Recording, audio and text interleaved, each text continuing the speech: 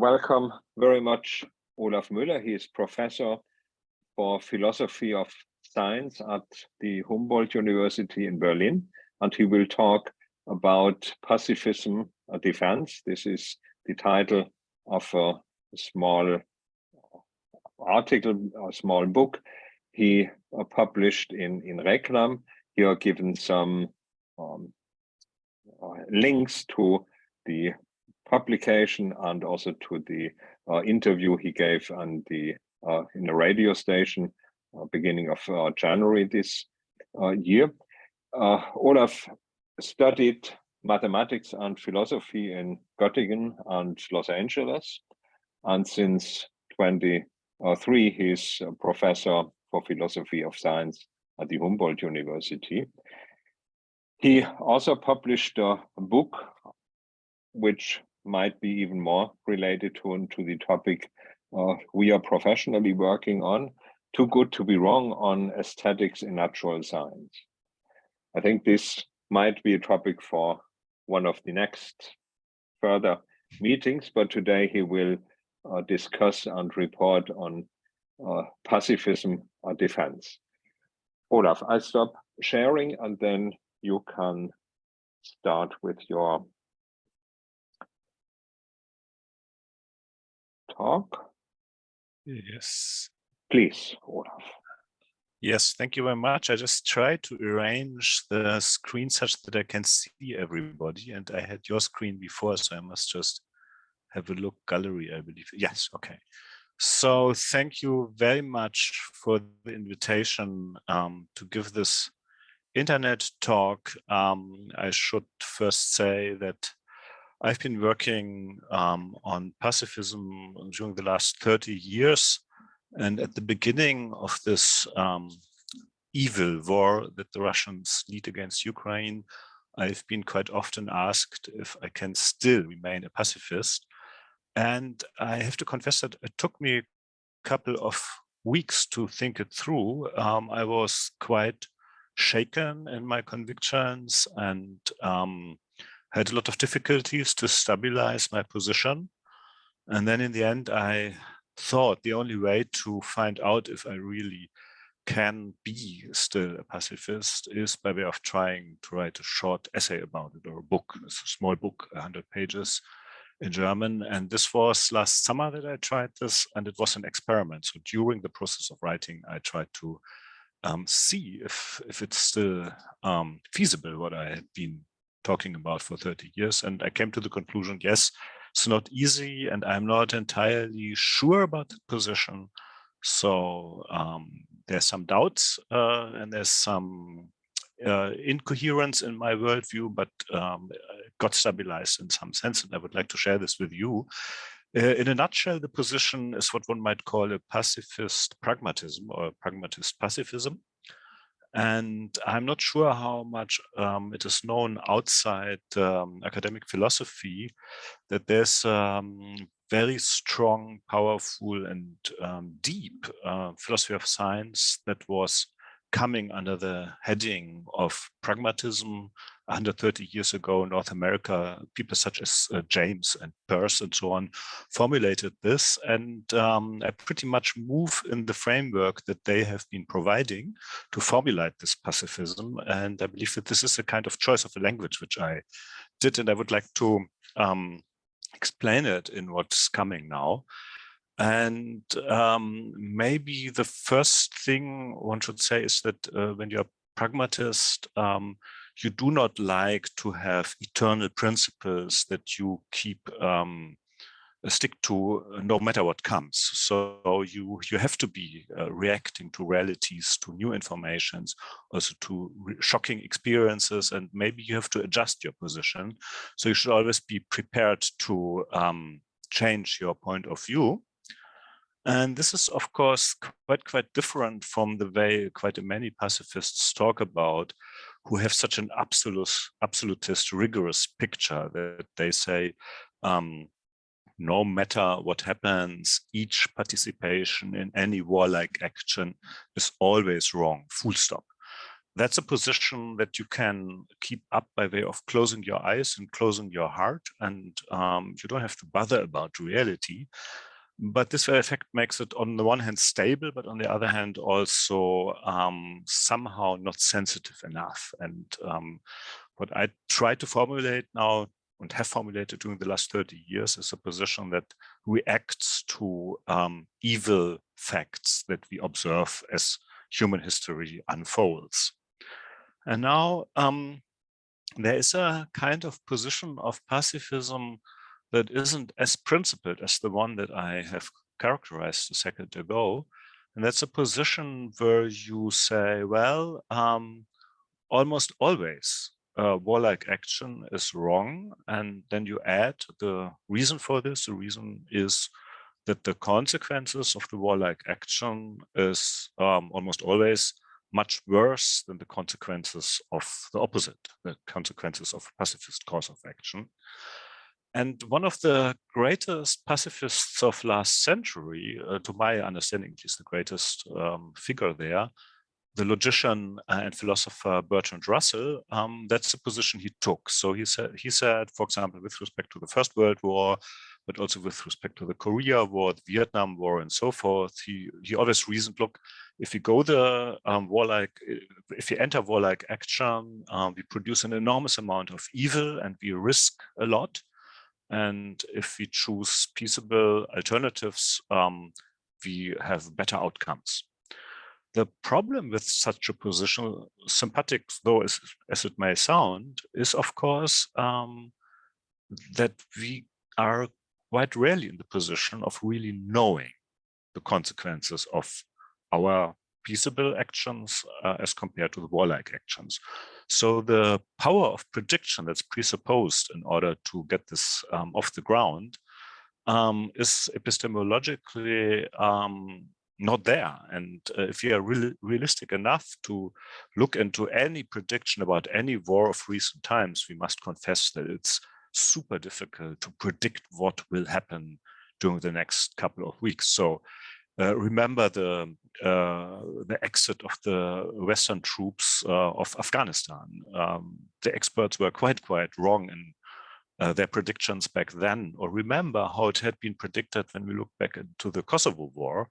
The American foreign ministers, Albright, predicted that after 3 to 4 days of bombing targets in Serbia, Milosevic would give up and everything would be good. But it was not 3 to 4 days. It took months to get this result.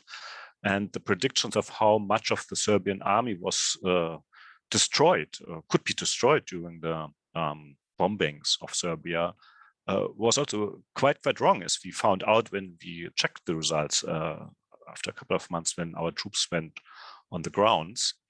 And also remember that after the evil attack of Russia on Ukraine, how quite many military experts said that this is a matter of days until this war is over and lost by the Ukrainians. And again, this was wrong. So I believe that exactly with respect to war, we are extremely bad in predicting the outcomes of any of our actions.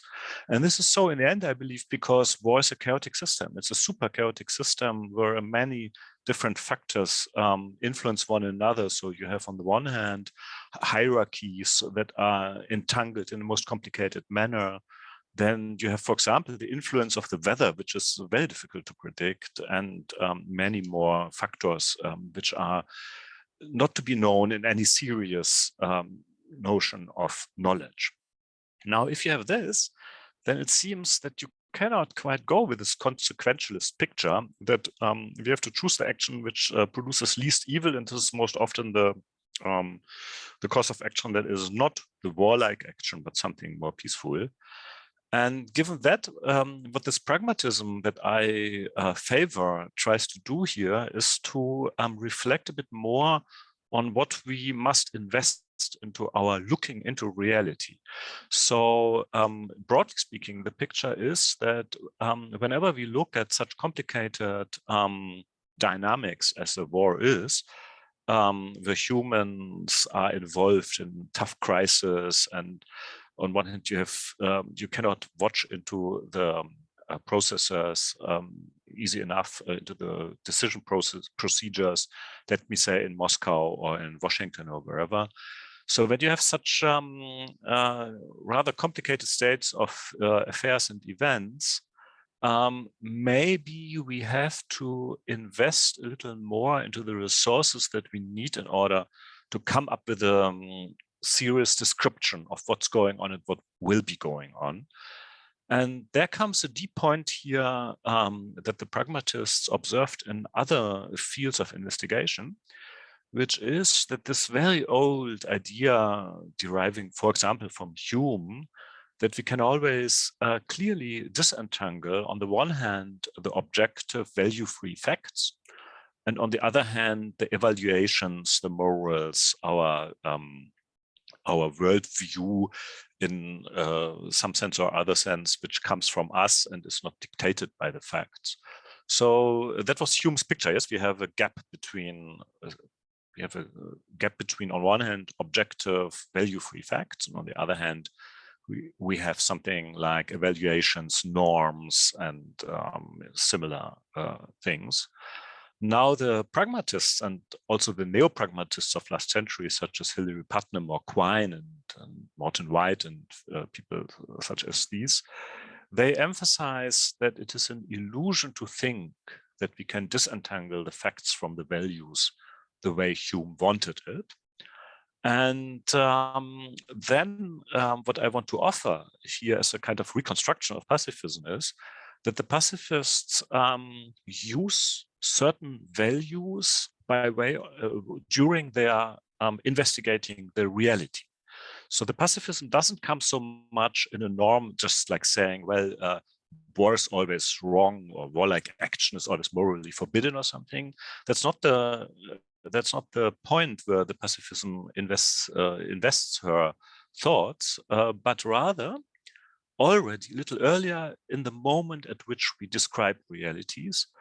And we describe them, that is to say, in the light of certain values, which are the pacifist values, and their opponents invest different values. So I would say that you do not get an objective value-free description of the war, such as the present war or the Kosovo war or what have you, but you get always something like a history of a war, or also a description of a war, in which the values of the historian are more or less visibly present.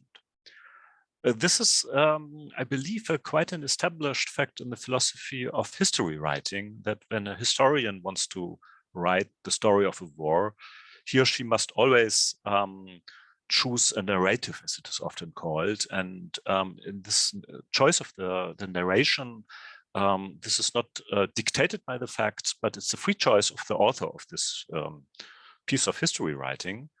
And that's a thing I believe that we also should consider as a possibility when we discuss about war. There's one reason why I emphasize this so much, because I have, during the last 30 years, experienced a lot of discussions about ongoing wars, also wars from the past. And it turned out that whenever I was controversially discussing with my opponents, even about the description of the war, we couldn't agree on more than a chronic of the facts. So of course, after the war is over, we can count the people who have been killed and the people who have been murdered and raped and so on. So this is objectively given. In the end, if we try to do a very deep and good analysis of the facts. But as soon as we come up with a description such as this caused that, or if such and such course of action had been chosen, we would have seen that and that consequence. All these things you cannot extract from an objective view on the given facts and documents and so on. But as soon as you go into such statements, which surely belong, for example, in history writing of war, we immediately invest something which comes more from ourselves than from the facts. And that is, I believe, a very deep philosophical point, which I, as I was engaging in this pacifist thinking over the last years, which I found parallel in the philosophy of science. And that's why I'm glad that I can speak here to you, because I believe that this kind of investing something from ourselves into looking at reality has a parallel in, for example, the history of physics. And I would like to make a little detour into that. Hannes was so kind to name a book of mine, which appeared in German and which is about the sense for aesthetics in the sciences, particularly in physics. But what I want to try to share now with you is a kind of epistemic principles which, for example, physicists orientate themselves while they do their research. And maybe you, the physicists here, will then contradict me, but at least what I give you now is something which quite many philosophers of science agree about, that this is present in the history of physics, which is that there are certain knowledge guiding and investigation guiding principles which we, as it were, stipulate before we even can start with our investigations. And the idea here is an idea which comes from Immanuel Kant, who says that if we wouldn't have any such principles, we would just drown in the enormous, vast amounts of facts and possibilities of experiments and so on. So what we need is, we need some, at least provisory principles to guide our attention into some direction. And to make it a bit more concrete, Kant has a principle which he calls the principle of homogeneity. And that's a principle that we should try to minimize the amount of independent categories that we have to postulate in order to make sense of physical reality. And look, I mean, in the ancient times, we had 4 elements like fire, water, and 2 more, I forget which. And then that was quite nice, not only 4 elements, right? And then the chemists started their bloody work and they came up with atomic elements. And in the beginning, it was only a few elements, but then they got more and more and more. And we had 100, 110, 120. And that was a moment at which I believe many people would have said, well, is it really realistic that there's so many different independent entities? And at that moment, I believe there was again such a point where one was orientating the direction of further investigation and by way of trying to reduce the number of independent entities. And then nice, one came up with electrons, protons, and neutrons. That was nice. It was only 3. And then, of course, unfortunately, the chaos started again and we got the elementary particles, zoo, and so forth. But the idea is that that we always try to keep things independent entities as little as possible. And if you don't have a principle that postulates that we should try that, the physical investigation of reality wouldn't get off the ground, as it were, because we would drown in chaos. Another such principle not mentioned by Kant, but I believe similarly successful, is the principle of conservation of energy. So just come to think about it, when it was first phrased in the 19th century, there was kinetic energy and there was potential energy, and then there was still heat energy. And then if you got some experiment and you calculated all these energies and you found out that the energy balance was not quite as this principle of conservation of energy says, then one would not say, well, here we have a repudiation of the sense that of the sentence that energy is conservated always, but one would then rather say, well, we must postulate new kinds of energy which have not been in our calculations before, and we must direct the attention of us theoreticians into describing what's going on in our experiments better in terms of new different forms of energy, so that this law of conservation of energy remains intact, and we are not so easily giving up that principle.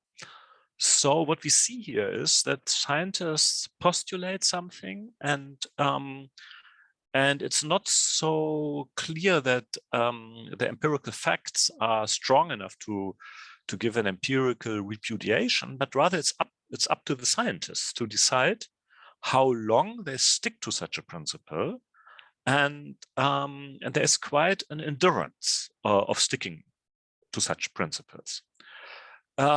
Lately, I believe there was again in physics a lot of discussion about another such guiding principle. And that's what my book was about. That is the principle of beauty or of aesthetics in the physics. And here I believe when you look back into Copernicus and Kepler's investigations of the sky and the planetary system, that in the beginning they postulated some new way of configuring the solar system, because they were saying that the other system, the old system, was ugly. And they postulated it. And at the time at which they were starting their research, the new model was by far worse in representing the data than the old model. The old model was quite elaborated and it was quite strong in predicting what you would see on the night sky. The new system was lousy empirically at the beginning. And it took them decades of desperate calculations to come up with the ever better descriptions of the reality in their new system. And even at the moment at which they didn't have yet a good fit between data and theory, they were believing in this new system due to aesthetical reasons. And there was a lot of empirical resistance and contradiction, but they were strong enough to endure it and say, look, we do believe in this beauty of the basic principles of the universe. And because we really believe in that, we are willing to invest a lot of our time and resources in hoping that we will finally be able to describe reality according to certain symmetry principles and so forth. And I believe that when you look at history of physics, that there's many examples where you can see that people again and again and again over the last centuries invested some hopes and lots of their resources into the principle of aesthetics or of beauty, of mathematical elegance and so forth. Einstein is a case in point, Dirac is a case in point, Heisenberg is a case in point, and many more. I am aware of the fact that it has been lately quite strongly criticized by some people in physics, but I believe still that when you look at the history of physics, that the power of this aesthetical principle is super strong, has been historically super strong. And one might say that the physics today would look entirely different if we had not had physicists who believed in beauty. And if we had, for example, totally different aesthetical principles, our physics would also look quite different. So I might describe all this to sum up this little detour into the methodology of physics and history of physics, which I wanted to offer to you. One might sum it up like this, that there are some research guiding principles in physics. Of course, not undisputed, but there's a lot of discussion about it and so on. But when we look at physicists orientating their research and deciding which experiments they build up and which theories they try to formulate and so on, that they do so guided by some principles. And of course, reality can say no to these principles at a certain moment. But the point at which the no comes from reality is not objectively determined, but it depends on the, let me say, worldview of the physicists, or of how strong they adhere to such principles. This decides about when they give up. And you know quite well that Einstein, for example, was unwilling to give up certain of his deep principles and ended up in some corner where one might say that the old Einstein kept to a certain version of deterministic principles, was sticking to it up to the point where it got crazy. And what I want to admit here is, of course, that all these principles are like that it could happen that reality gives us so much bad data that we have to give up the principles because it would be crazy to stick to them. And my point is only that the moment at which we have to decide that it's crazy to stick to them, that is our decision. This depends on how endurant we are following such principles. So this excursion into some philosophy of science, which among philosophers is not so controversial as maybe outside philosophy. I'm not sure how the physicists think about it themselves, but suppose that was so. Yeah? Then I would like to offer a parallel between the way pacifists look at reality in their field of attention and physicists can look at reality with respect to their experiments, theories, and so forth. And what I want to offer to you first is that I feel a very strong similarity between the beauty principle in physics and the principle that the many pacifists keep up quite long, even if the facts look evil to that. And that's the principle that human nature is in itself good. That humans are not evil creatures which can be controlled only with brutal force, like with a gun, but that we have a certain optimism about humans as a tendency in each human being, for example, not to be disposed to start shooting around for no reason. So there's a certain optimism about human nature, and this optimism is something which I believe the opponents of pacifism cannot keep up as long as the pacifists do it. And what I wanted to first say is that for me as a philosopher, this belief in the goodness of human nature is in some sense analogous to the super idealistic belief of people such as Copernicus, Kepler, Einstein, Dirac, and so on, their belief in the beauty of the basic structures of the universe, the mathematical elegance of these structures.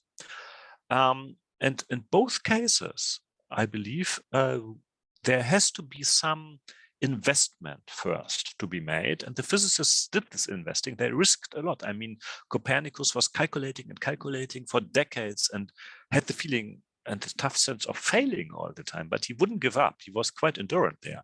Same with Kepler, same with Dirac and Einstein.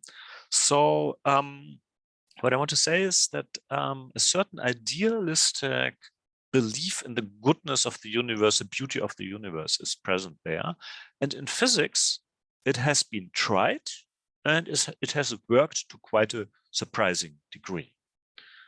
And now I want to say, well, we have never tried in human history to put our resources and to risk something on the very idea that human nature is good enough to organize their interactions without military power and without military violence. This has never been tried. There was, of course, figures equally important to human history as Kepler, Einstein, Dirac, and figures such as these. So we have, of course, philosophers and we have religious leaders who all the time propose that we should risk our next steps in politics by way of investing into the belief that human nature is good. So the proposals were there, but unlike in physics, it has never been seriously tried. And then if you come to it, if you for example ask what's the reason why a lot of let me say relations that we see in the foundations of physics, why are they so beautiful? How does it come about that there's so much beauty there? And one of the reasons why it is there, I believe, is that people tried to find it like that. So there was a lot of energy put into that. And then I would like to make a parallel here. Why is there so much evil in the world? Why is there so many soldiers killing one another? Why are there so many weapons? And why don't we have here an equally idealistic way of approaching things? And there the answer is because we have never really seriously tried that. And to sum it up now, this part of my talk, I would like to say we should have we should have a principle. We should try to stick with a lot of endurance to this principle that says, do not give up searching for causes of action in a crisis that go without military power, and always open your eyes for the positive examples of how you might solve conflicts in a peaceful manner. So what I propose is that we try to search for possibilities of acting peacefully instead of with weapons. And I believe that as soon as we start opening our eyes for this kind of hope, we see different things than those that we see when we do not give a damn for this possibility. And to illustrate this a little, I would like to point out that with respect to the present evil war in Ukraine, in the media and in the public, there's not much knowledge, I think, about those attempts on the Ukrainian side to try defending themselves in a non-military manner. I don't know how much it is known in your circle, but there has been a study made. I think a guy from Catalonia has gone to Ukraine and systematically searched for examples that showed that also there's some success by way of resisting the Russian troops in a non-violent manner. I don't know how much this is known. I was shocked that I heard about this study that this guy from Catalonia made quite late. It has been published in the meantime. There are hundreds and hundreds of examples of how what successes there were to defend Ukraine in a non-militaristic manner against Russian troops. And the public seems not to be interested much in it. It's not much known outside some circles. So I would like to give you one example, which is the strongest example, I think, that is in this study. And there are many examples that are weaker and smaller. So I give you now the best case, but at least that's something which I find worth looking into, which is the little town of Slavutic. I hope I pronounce it properly, not far from Chernobyl, a town that was taken by the Russian forces, I think on March 26th or something like that. That's a town with 40,000 people. The workers of the atomic plant in Chernobyl have been living there for a couple of years now. It's a new town. And when the Russian troops entered the town, there was no military resistance. And immediately they arrested the mayor of the town. And while the troops were in this town, the civilians started gathering and more people came. And what they did is they were singing in front of the Russian army, peacefully singing. They were smiling. They were showing no weapons and showed that they just were normal civilians without the intention of fighting. But they were against the Russian troops in their town. Now, is this known? I don't know. I see a few faces here only, not much known maybe.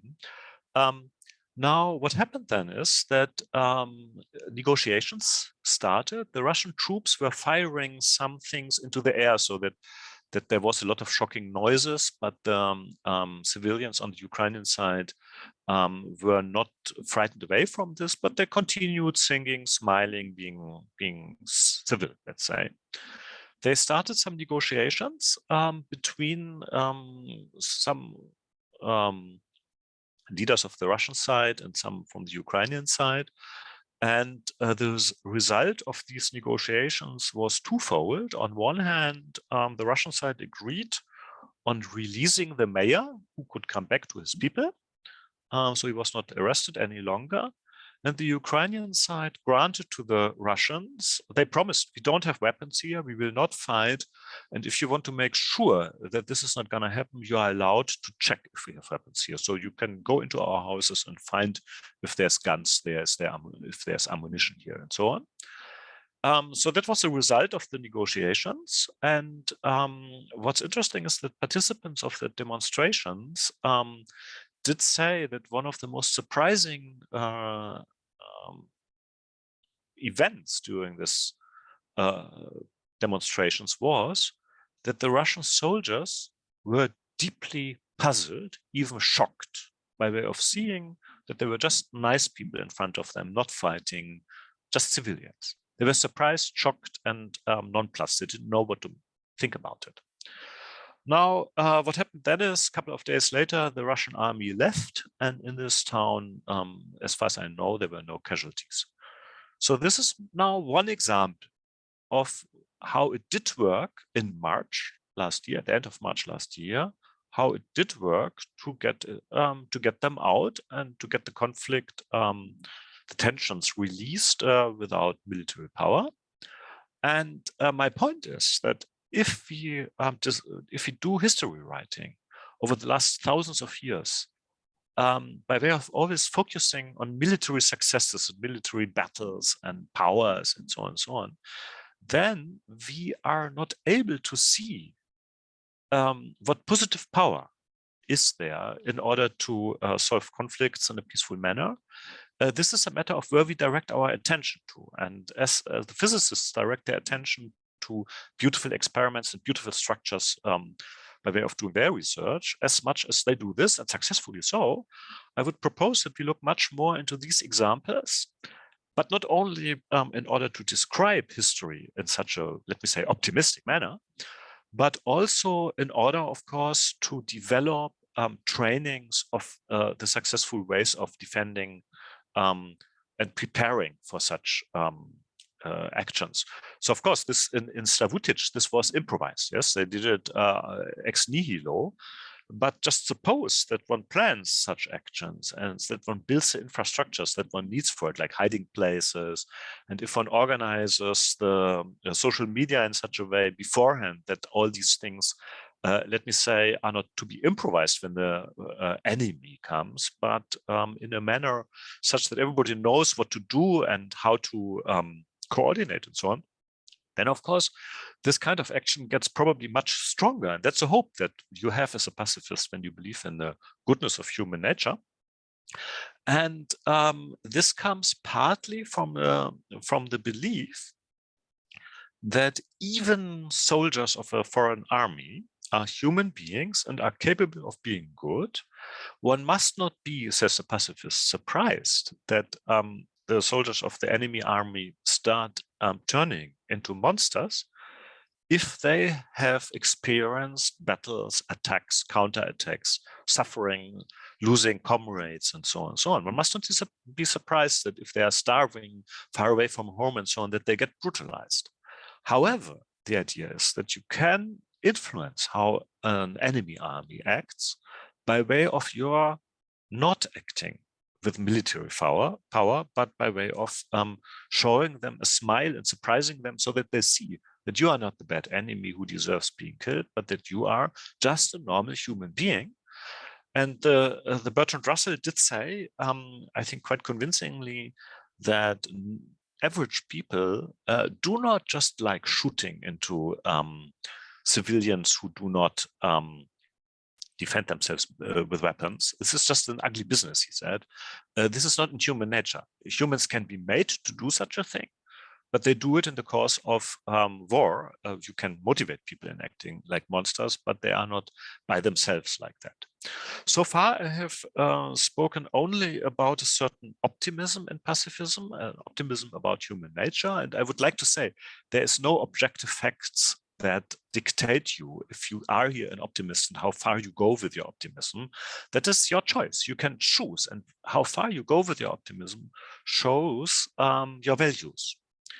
I want to end the talk with a complementary principle, namely a certain amount of pessimism. And I would like to say that pacifists are not everywhere optimists. They are also pessimists with with respect to some subjects. And their opponents, they invest their optimism and pessimism in the opposite manner. So what I want to talk to now about is another guiding principle, a principle that guides our investigations of war-like realities. And that is the principle of deep pessimism about the very dangers of an escalation, an uncontrolled escalation of military action. So here the idea is that our opponents, the non-pacifists, they say, yeah, you know, we send these and these weapons and we organize such and such attacks.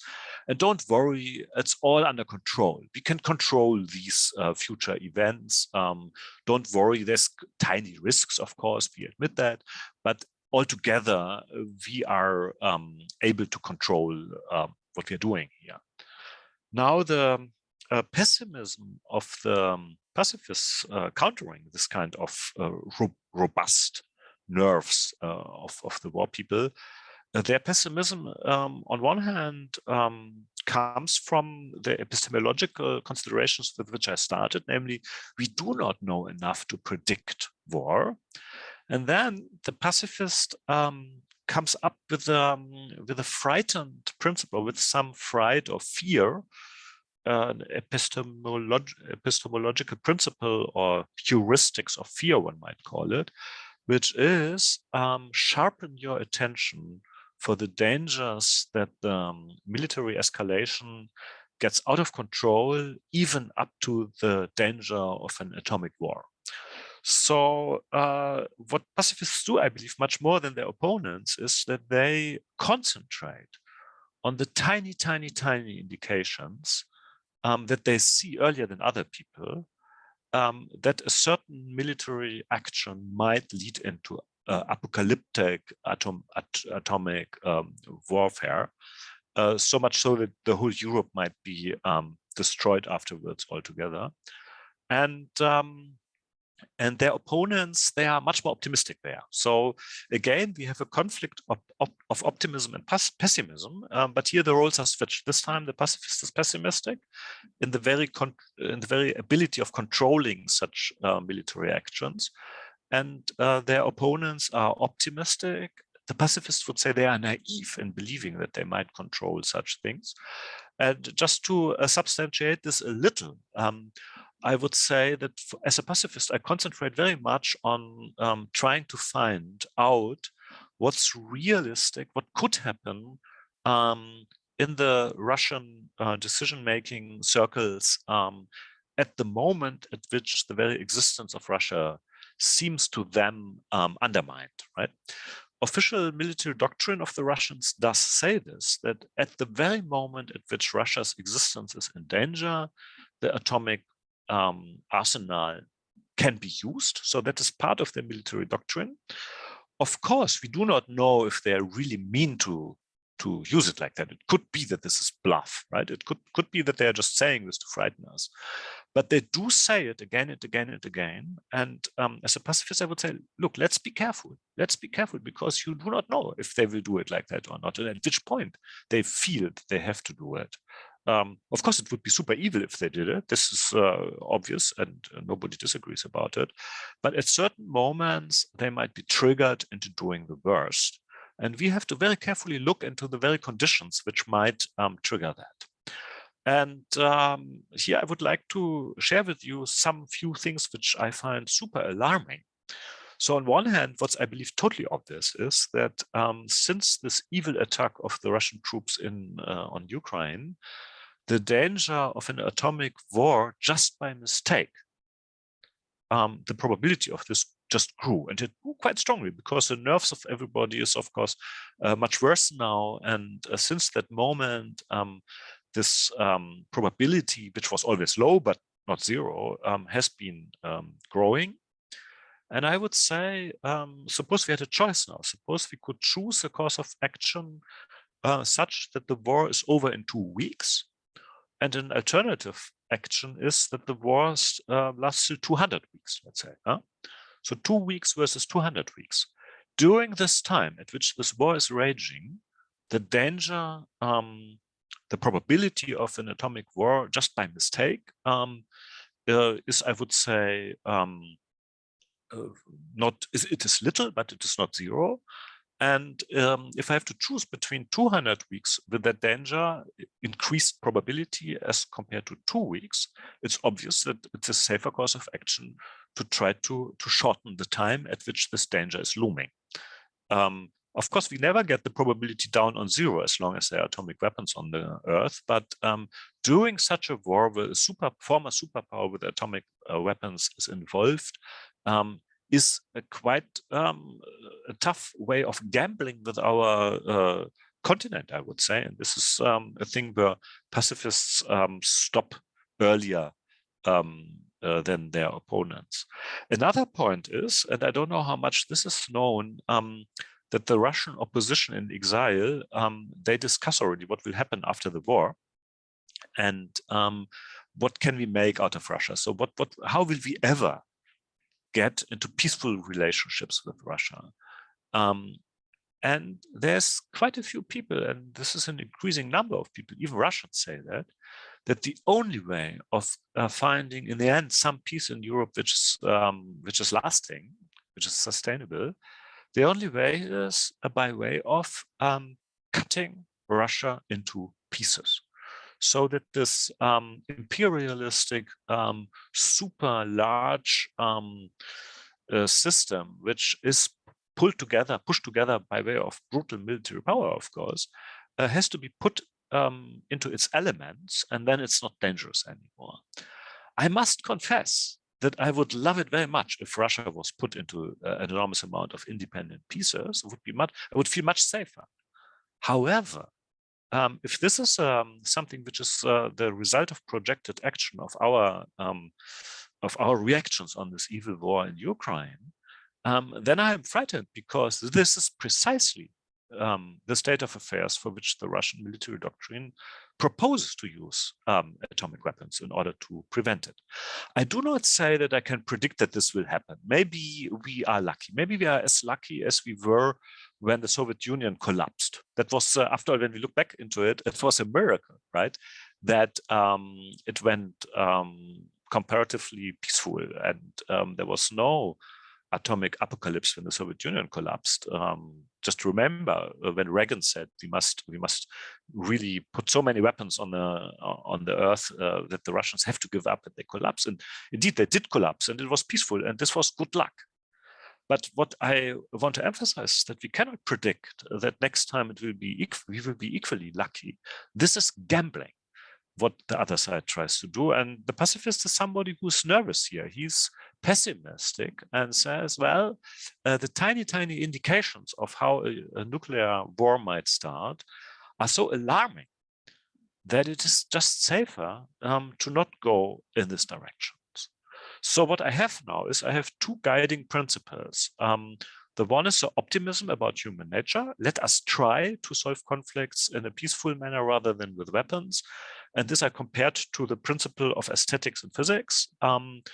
Both are not independent of facts altogether, but the moment at which we give up such principles is a moment which reflects our values and is not dictated onto us by reality, objective empirical reality.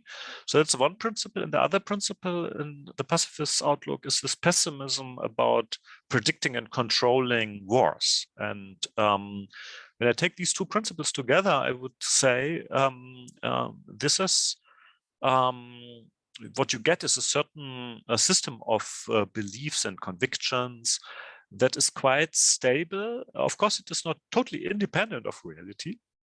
It's quite stable.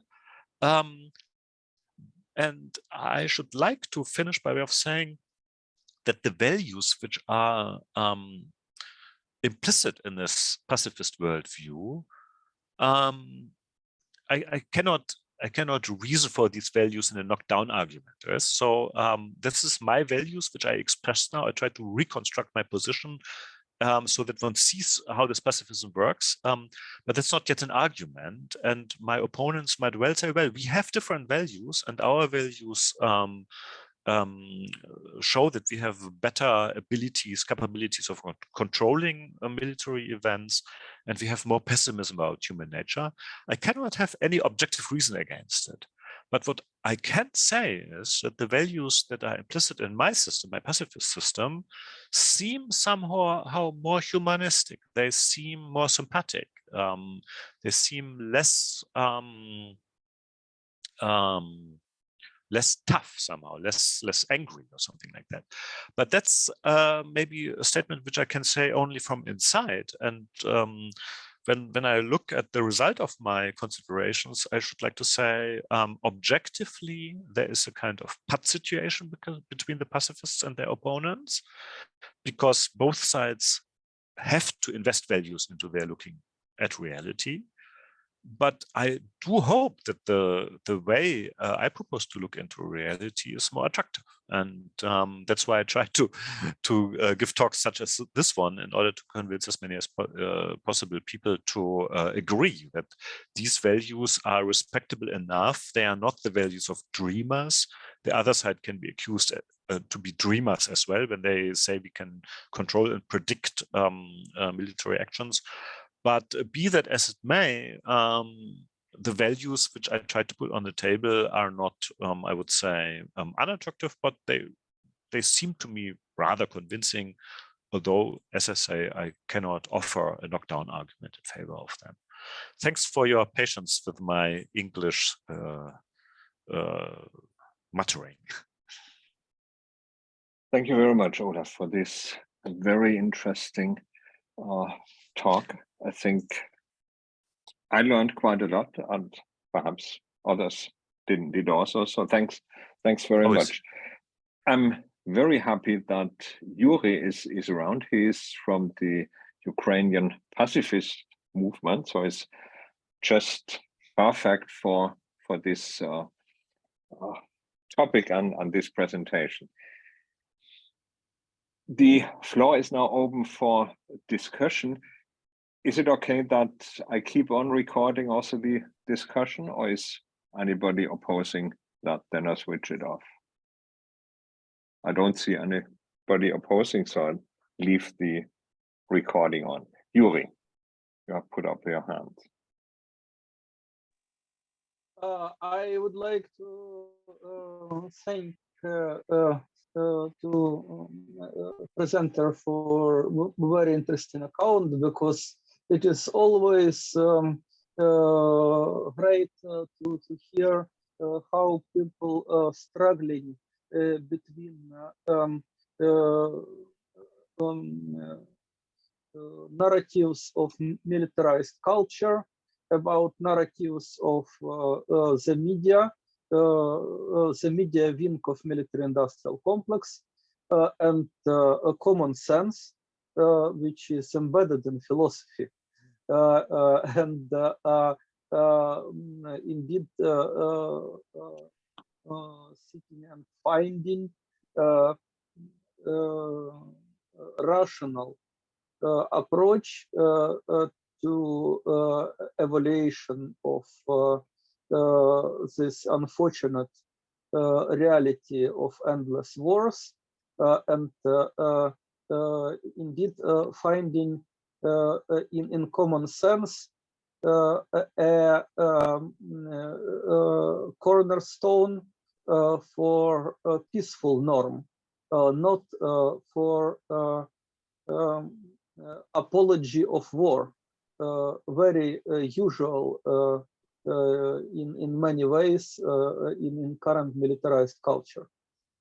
People are used to apology of war from school, in particular history, literature, indeed heroization of war heroes in popular culture, in films, and so on.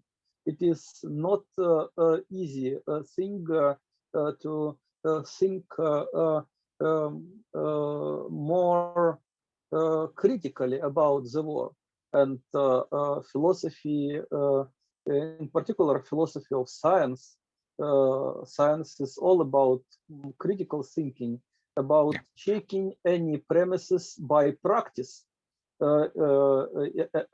And indeed, pragmatism is very good approach to how to criticize the war, because war is always apologized by absolutely impractical things about myths.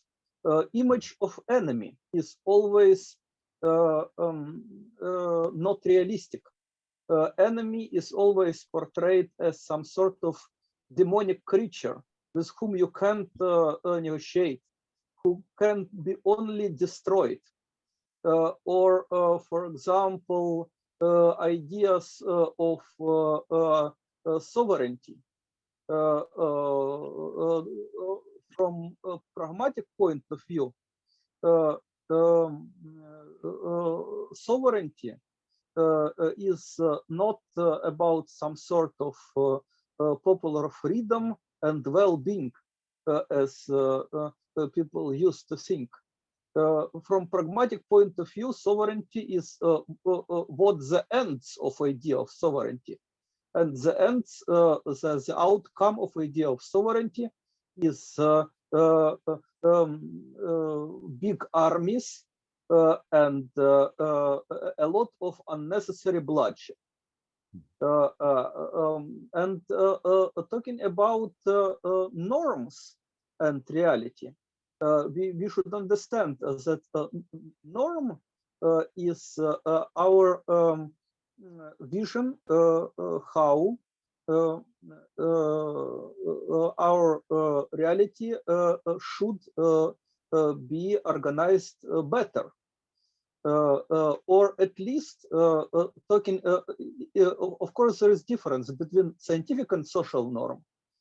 Scientific norm is our understanding of facts, how to describe and predict reality. And social norm is how to organize reality better. So talking about social norm, of course, peace is social norm, but peace is not social reality. So how to make this norm of peace real? For that end, we need better technologies of organization of social life. For example, methods of nonviolent resistance. Of course, in this beautiful lecture we heard, I like especially a point about beauty of as a reason for appointing some sort of a starting point of discussion. Some sort of center of coordinates. You could pick it everywhere, but for a reason of beauty, you could pick it. You could choose some sort of mountain with the best view. But anyway, when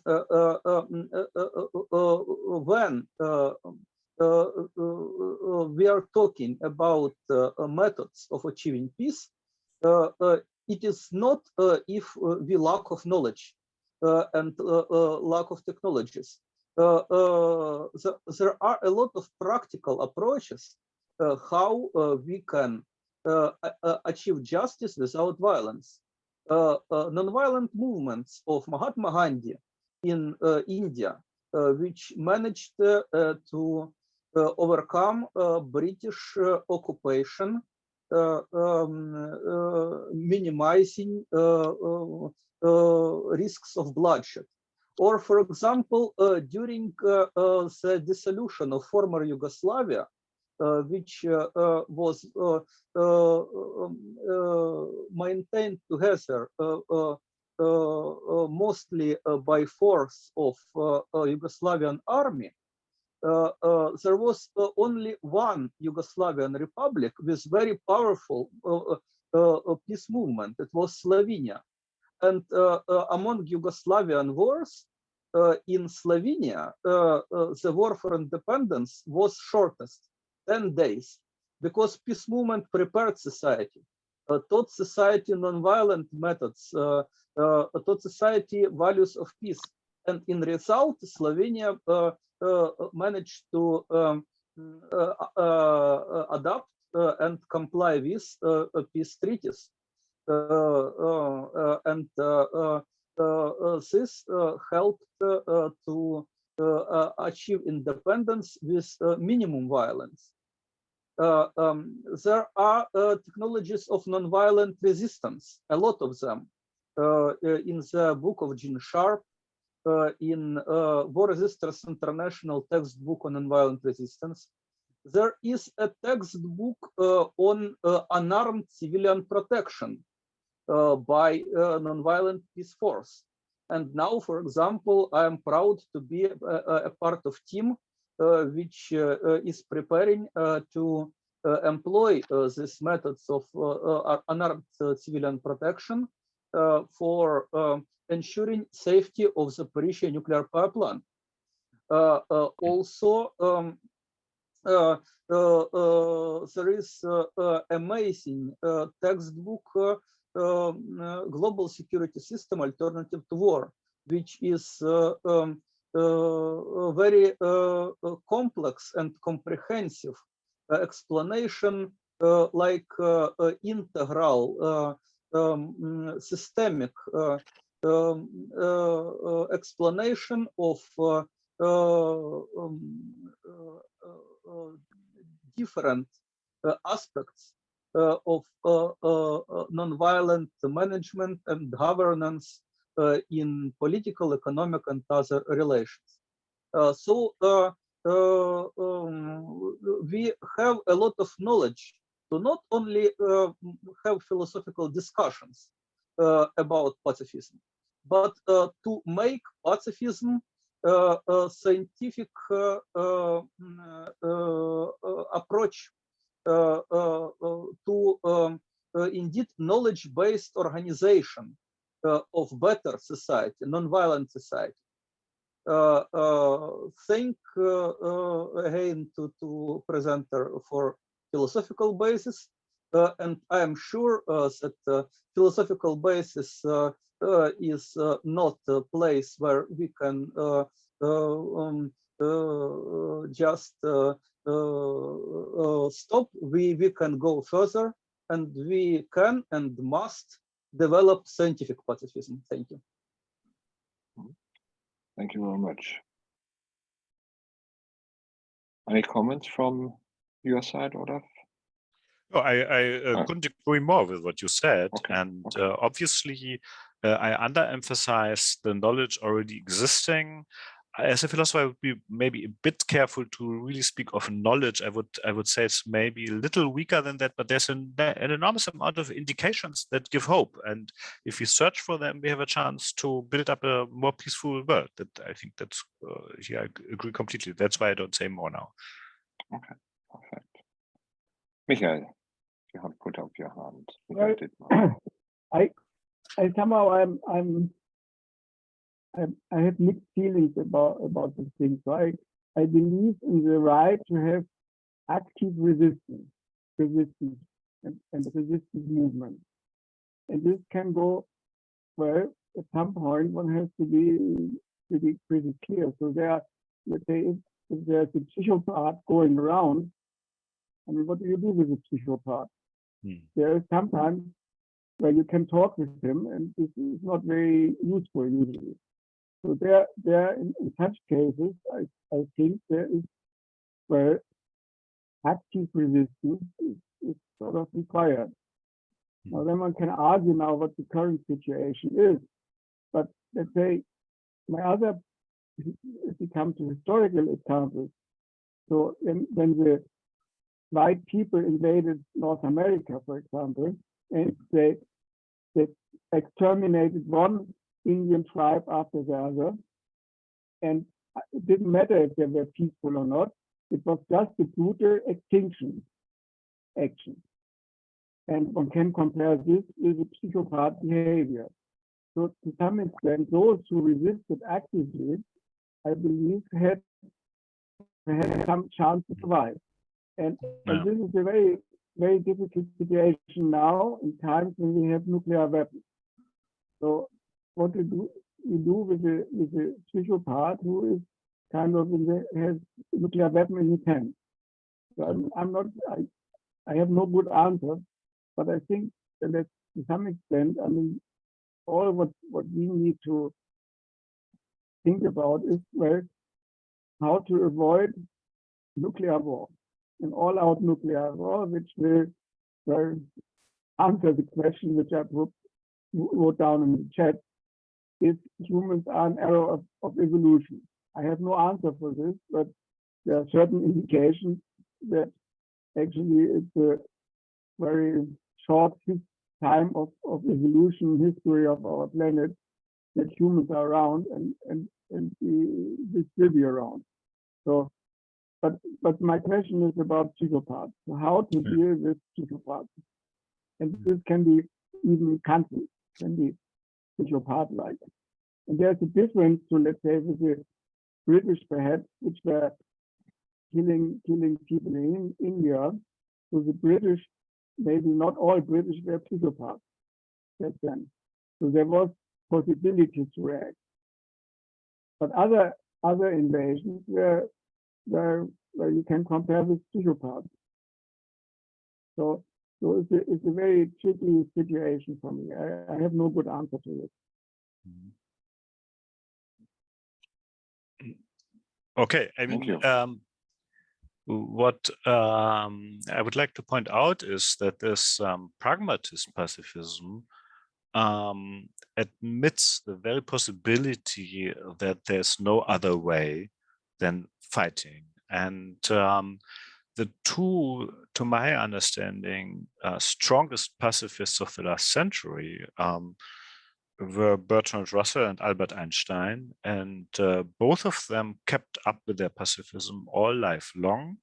But at the very moment of the Second World War, they said, look, this is now too crazy. We try to be pacifists, but we cannot be anymore because we have here such a tough exception of evil barbarism in front of our eyes that we have to agree on fighting. And this pragmatism that I try to defend admits this very possibility and agrees on that Einstein and Russell were right back then in 1939 and 1940 and up to 1945, but insists on that before you give up your pacifist position and join the ones who are in favor of fighting, you really check super carefully if it is such a situation of psychopaths or if it is not psychopaths governing, right? And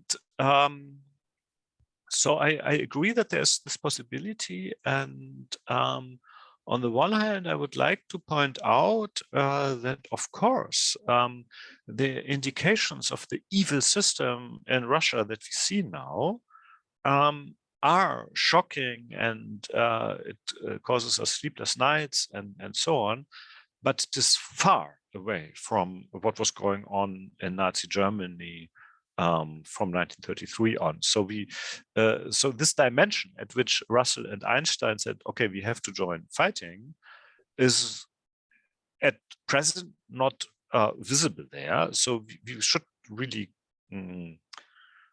resist coming up too quickly with the conclusion that it's crazy psychopaths that govern and that the only way of resisting the psychopath is fighting. Now, what you raised and what makes your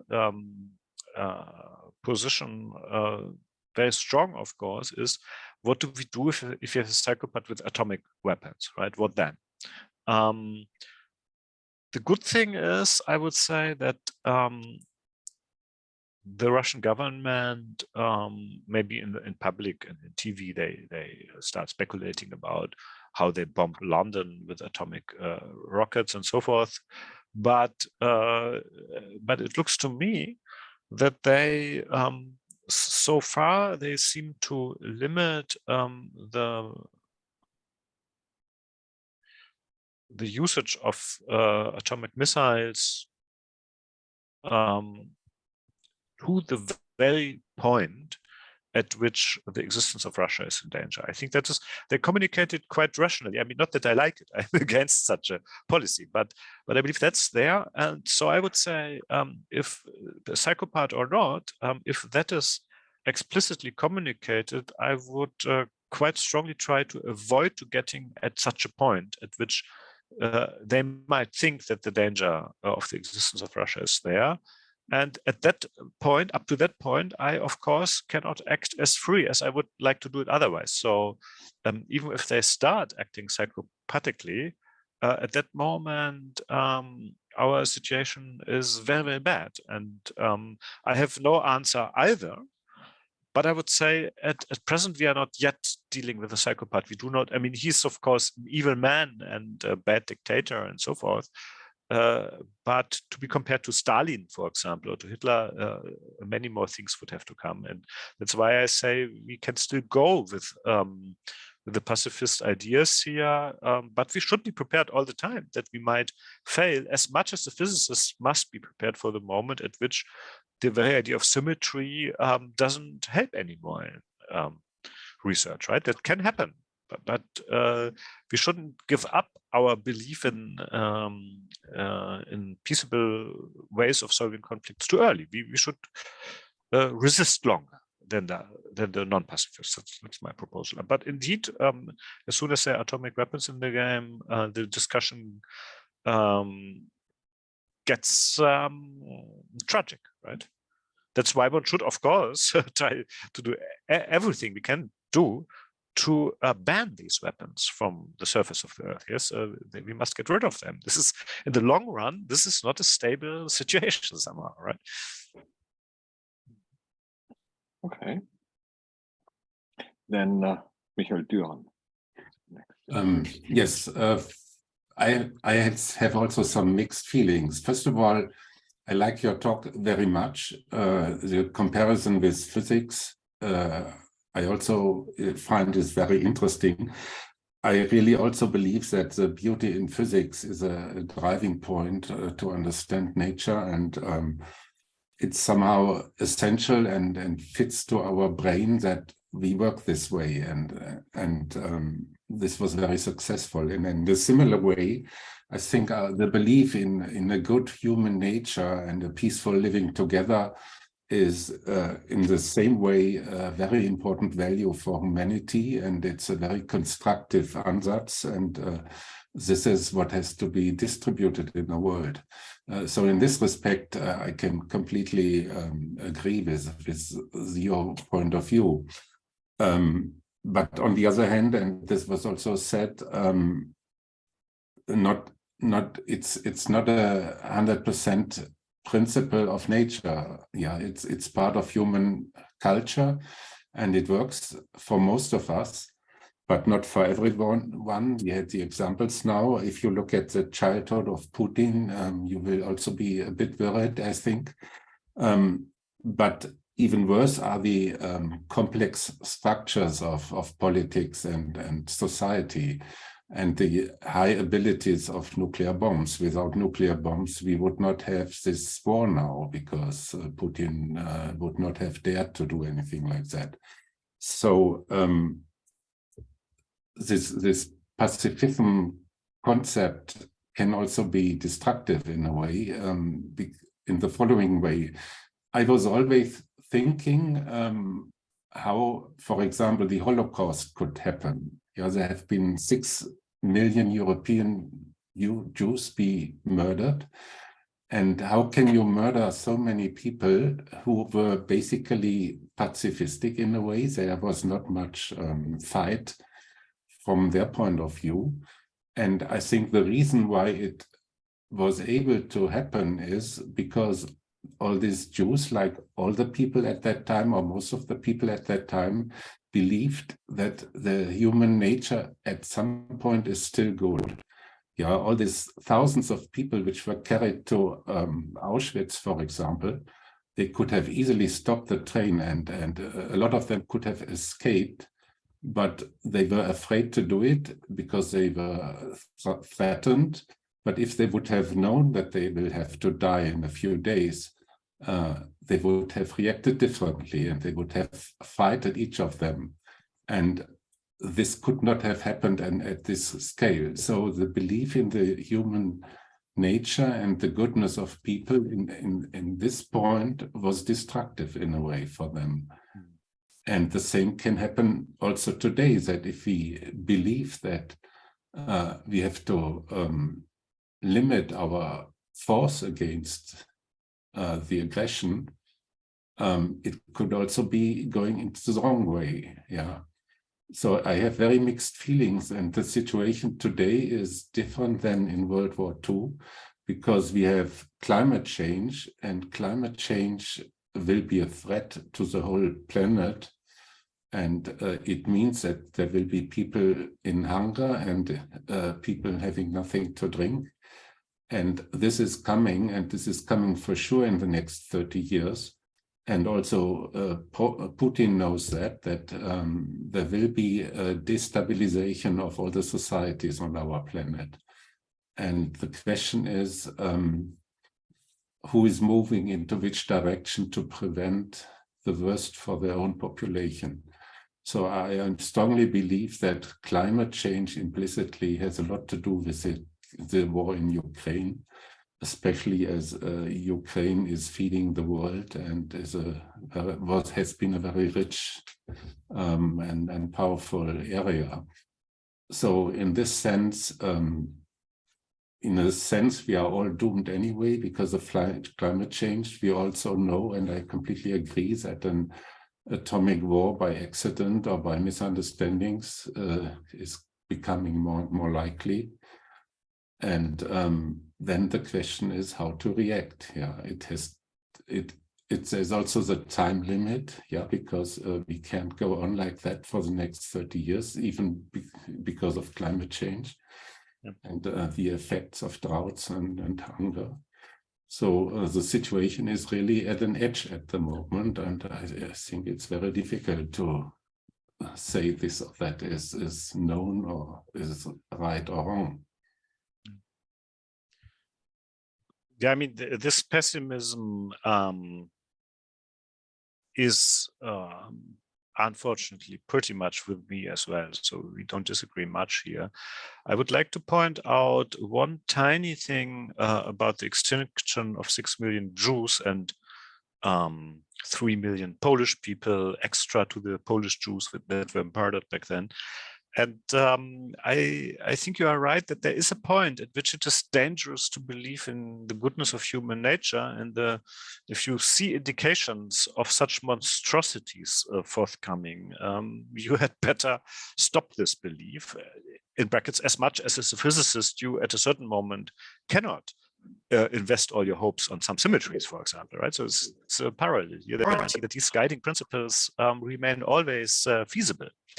But what I would like to point out is something which I found shocking when I read the 4 volumes of Kempowski's Echolot, where he collected an enormous amount of texts written during the Stalingrad battle.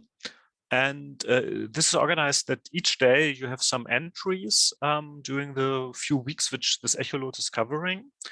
And what I found particularly shocking was the letters of a young soldier sent home that again and again are quoted by Kempowski day by day. And this is a guy who just lately did this finished school, I think on a humanistic school, seems intelligent man and so on, and is transported eastwards with the German army at the beginning of the war.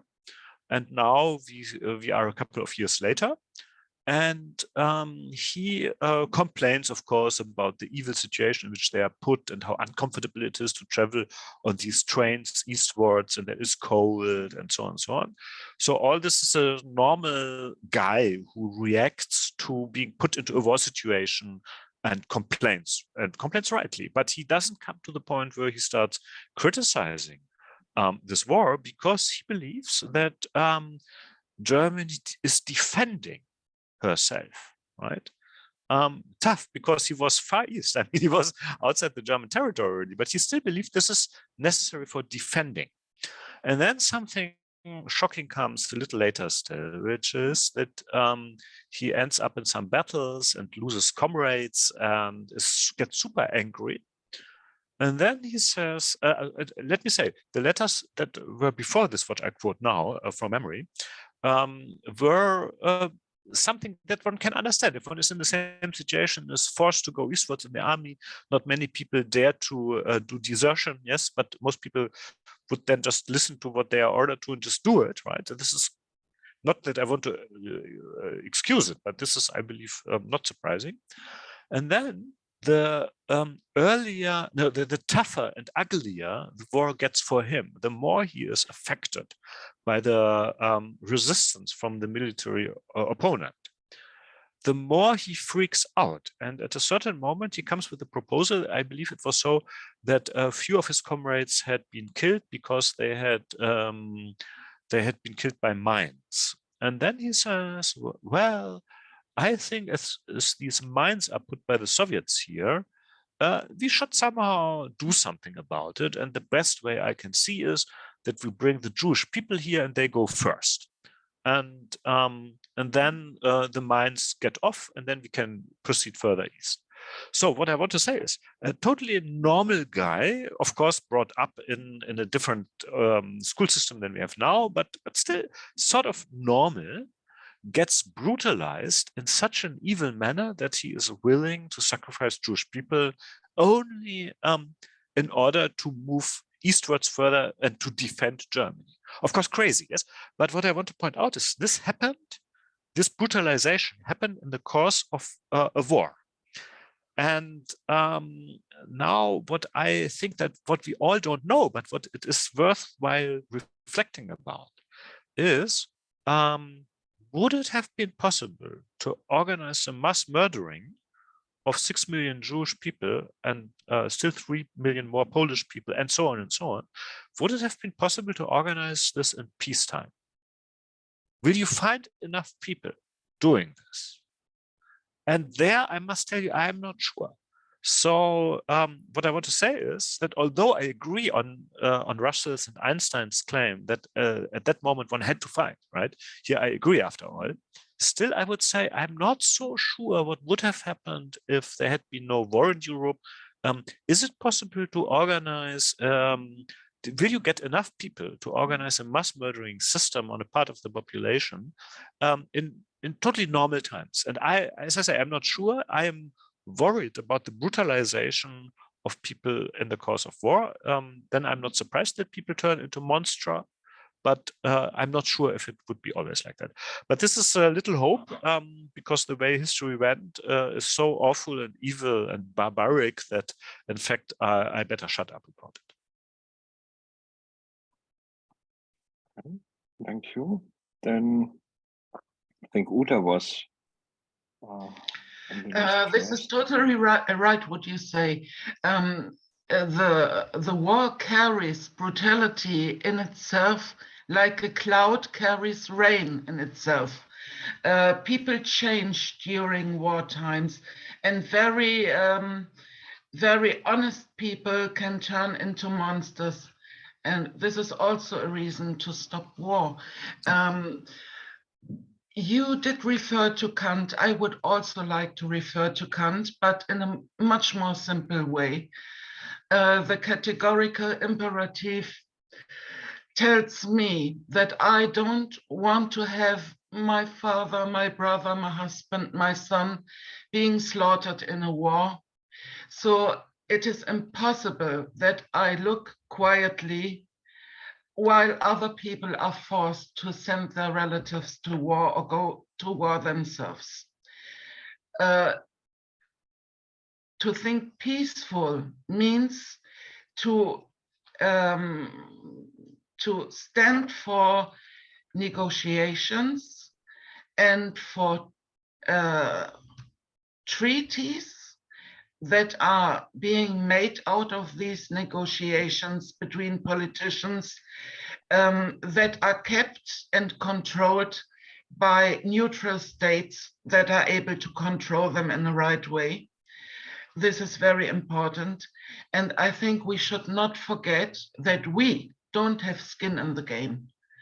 We are just sitting here and we are just spectators. We bring weapons. It seems to me sometimes as if we were people in escort sitting and watching the horses run. We don't risk anything.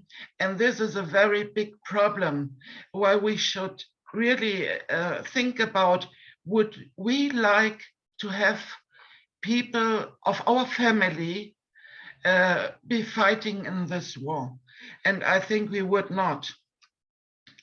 And what I also want to say is, as for example, meat in the supermarket is nicely wrapped, and it's no problem for anybody to go in and buy some meat and prepare some nice meal of the meat. It would be much different if there would be a photo of the animal being slaughtered to receive this nicely wrapped meat for a nice meal. We should very much think about this before we decide, yes, we send weapons. Weapons are not good weapons. Every time the politicians want to explain us that our weapons are the good weapons for the good ones. If you don't mind that by these weapons Russians are killed, this might be okay, but there will be an answer. Anyway, the brutality will be escalated by sending weapons. In the end, it comes back to the Ukraine and maybe also to us. If we send weapons, there will also always be an answer if you fire weapons, and there are no better or worse weapons. Weapons are produced for killing, and that's just what they do. I thank you for listening. Yeah, I couldn't agree more. I would maybe qualify what you said a little with some epistemological careful operators saying that most likely it is the way you said. I mean, we cannot really know what will be the future if you give these weapons, but the dangers are there. And for me, it's enough if there's a reasonable arguments to be worried that it goes the way you describe. So here we agree. You only phrased your statement a little more, let me say, self-confident with respect to your predictions, and I would be a little more careful, but the direction is the same and the tendency is the same, and maybe it's a difference in the rhetorics only, but I as I say, I agree with what you said. So thank you. Might I just add one sentence?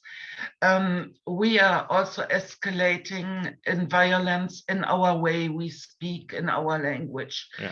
It is very simple to say that Putin is a psychopath. I think there's no use of discussing it. There is no use. We are at a point where have to be made negotiations, and diplomacy must speak, and we have the opportunity to get peace through this. Thank you. Maybe then I can add one more thing that I found out empirically looking at myself during these last months, which is that we should, as you say, we should de-escalate also verbally. This includes now that I stopped doing a thing that I did do during student times in Göttingen back then, radical, which was to be so absolutely self-confident that my position in this discussion is right and the others are evil. So already the opponents of mine to describe them as completely misguided, evil people is a starting point of verbal aggression. And the older I get, the more I see that convincing pacifism should also be formulated in a peaceful manner, non-aggressive, and also should always contain a certain amount of skepticism towards one's own position. Russell was somebody who did this quite well, I would say. He's a good example. I think that I learned a lot during the last months, that the self-confidence doesn't do good to it, because a pacifist position should be careful, should be slow, should be not too loud, and so on. Of course, I would like to be heard more, but I don't achieve this by way of shouting. Okay. Thank you for your comment. Okay, so we have 3 further hands up. One is Yuri, then Denise, and then Sonia. Yuri.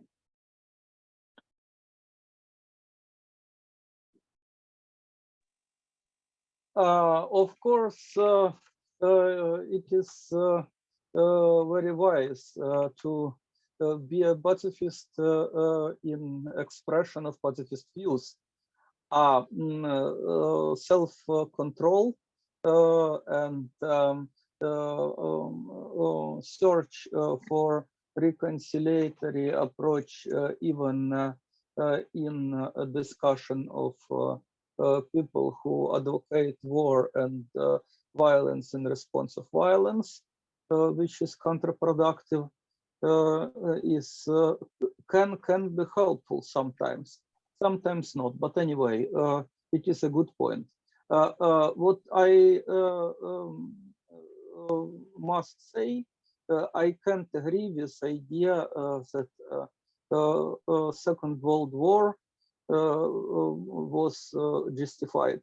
And I recommend a book written by David Swanson, Leaving World War II Behind, which explains why waging war even against such evil regime as Hitler's regime was not justified. The war was not necessary, beneficial, inevitable, and so on and so on.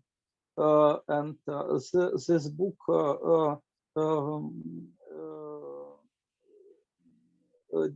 disproves a lot of myths around the Second World War, including that this war was waged primarily to save Jews, because unfortunately,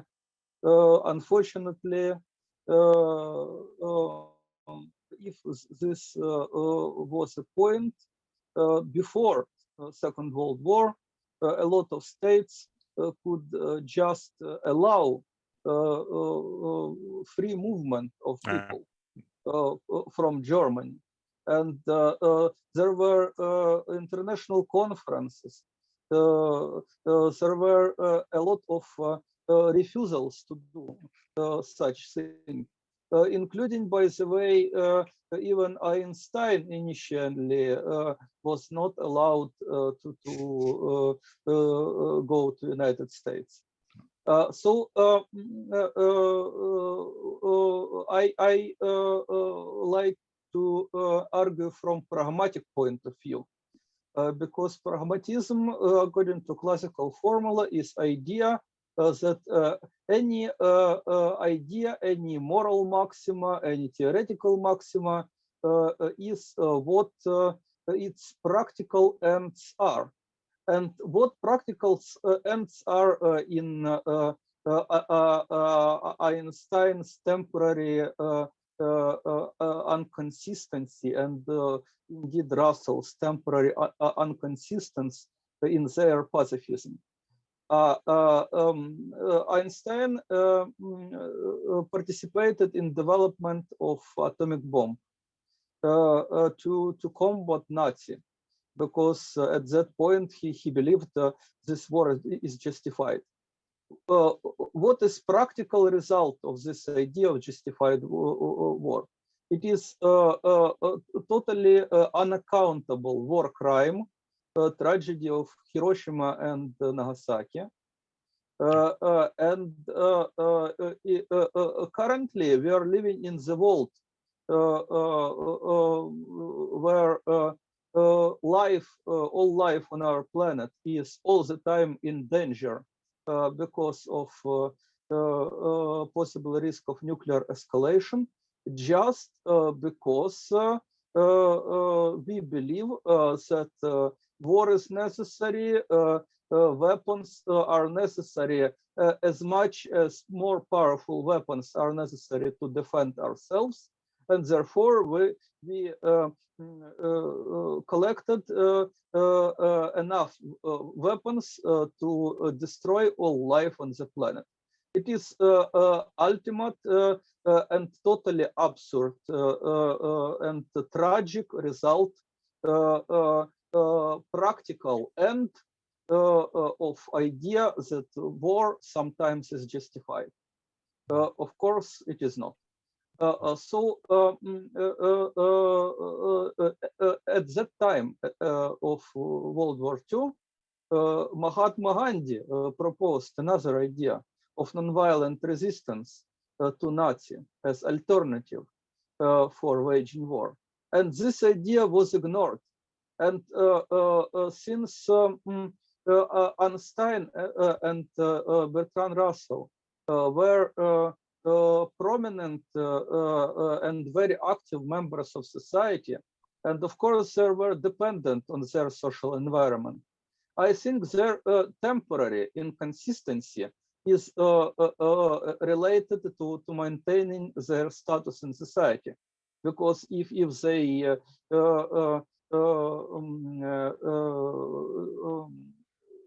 remain consistent pacifists and, for example, adopt the ideas of Mahatma Gandhi without serious economic base, in situation when growing military-industrial complex developed during First World War and increased its corruptive influence on politics. This military-industrial complex, including media wing, propaganda system, could crush any reputation, could exclude anyone from active participation in political and economic life. And I think because of this fear, they temporarily became inconsistent, or I don't know, maybe they just temporarily changed their popular position from rather tactical reasons. But anyway, their Russell and Stein manifesto was attempt to correct a mistake made when war was declared necessary. And even declaring war necessary, both continued to say that it is a big evil. So this norm of moral prohibition of war should be maintained, and I think we need a lot of scientific approach. You are right, by the way, that our knowledge is not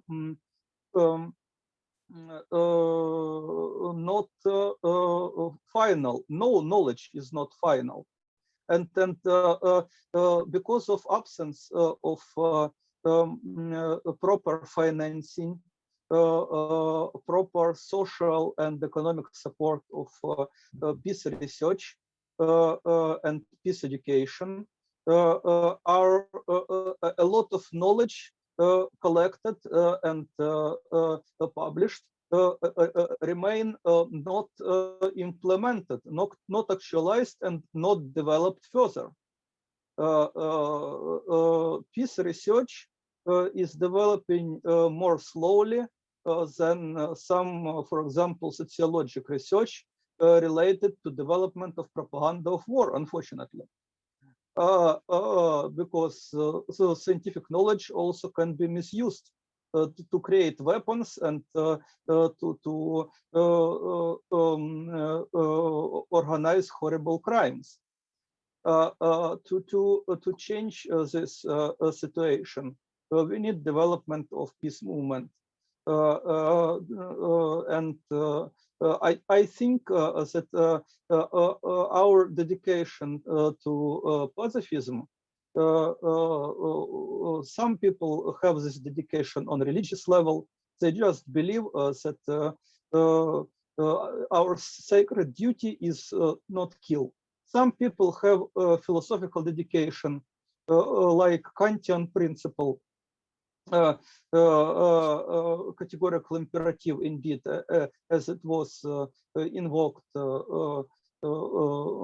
And some people are understanding a scientific practical dimension. So bringing pragmatism to this discussion is very important thing. And science is the highest expression of pragmatism. Let's develop scientific pacifism. Yeah, may I answer? Yes. Okay, so thank you very much. There is, I believe, the main disagreement between us is this issue of the war against Nazi Germany. And let me point out that what I did say about, I did say with the bleeding heart.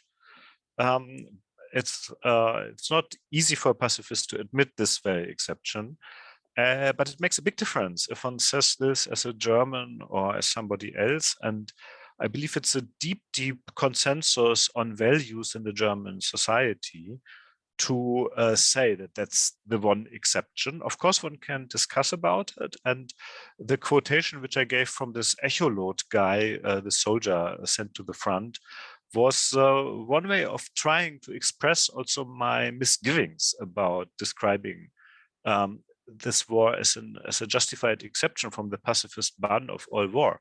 So let me develop it a little further in that direction. So I move now closer to your position, but I will not give up that point that I said about this very issue. But I want to show that I'm flexible there and go more in your direction. This is this, that in 1936, Russell has published a book which is called Which Way to Peace? And in this book, he was still very much on the side of finding a peaceful way out of the confrontation between England and Nazi Germany.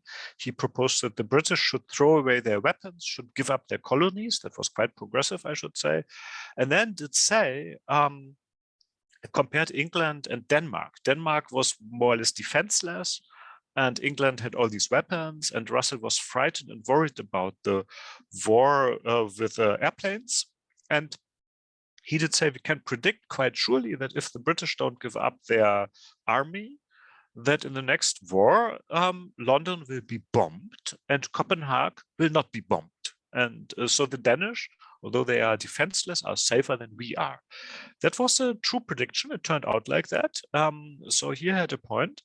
And of course, that doesn't help some other towns which were defenseless as well, like Rotterdam or Wielunie in Poland, that were bombed and they were defenseless. So it was not such a good prediction with respect to other cases, while with respect to London and Copenhagen, he was right. And then still, I believe in 1938 or 1939, he said something which made me think a lot about that very issue, which you and I disagree about, and which makes me move a little closer to your position, which is he did say that in the course of our war against Nazi Germany, that is planned, I mean, he speaks in 1938, yes? In the course of that war, even if we win this war, we will turn as crazy as Hitler is now, right? And I must tell you, I have thought a lot about it. I mean, in 1938, of course, we didn't have yet the mass murdering of the Jews. The industrial mass murdering was not put into motion yet. So he spoke about the Hitler of 1938. And he predicted that the British and Americans, who were then the civilized nations on the earth, would turn as barbaric as was Hitler in 1938. And I believe if one had in 1938 predicted the bombing of Nagasaki and Hiroshima on the one hand, but also the firebombing on Tokyo and on Dresden and on Hamburg and what have you, everybody would have agreed, this is monstrous, this is barbarous, right? And what shocks me most about this Russell prediction, this brutalization in the course of war, yes, that this prediction applied even to him. And that is the most shocking thing that Russell ever said in his long career. He was, for 70 years, he was a pacifist from 1901 till his death. The most shocking thing was that after the Second World War, he was frightened of future atomic warfare. So he proposed that in order to prevent it ever happening, the Americans should threaten the Russians and should say, look, if you develop atomic bombs, we will start nuclear warfare against you now, right? And he tried from 45 to, I think, 47 or something like that. He tried to convince American politicians that they must bomb Soviet Union atomically unless they submit to American world leadership. This was barbaric. And Russell gave up about it at the very moment at which the Russians had the bomb. And from that moment on, he was fighting against nuclear weapons, as you quoted rightly with Einstein in this memorandum. But interestingly, he had been turned into a monster during the course of Second World War, although he was one of the most pronounced pacifists of last century. So what you see here is that these positions, when they are confronted with the realities, they aren't as stable and fixed, and they don't have a guarantee to be right. So there's always this possibility of tough error, and that's a maximum I can say. So I would sum it up, my position about the Second World War. I would say that in many things done by the Allied forces were morally most dubious and wrong, and were war crimes. That I agree. So this way the war was led was not entirely good, and all the intentions were not also the good ones and so on. But nevertheless, the fact that the war was started, I think, still can be justified. But that is difficult to reason. I believe there's rather a big consensus in German society, as much as in Israeli society, American society, Polish and French society.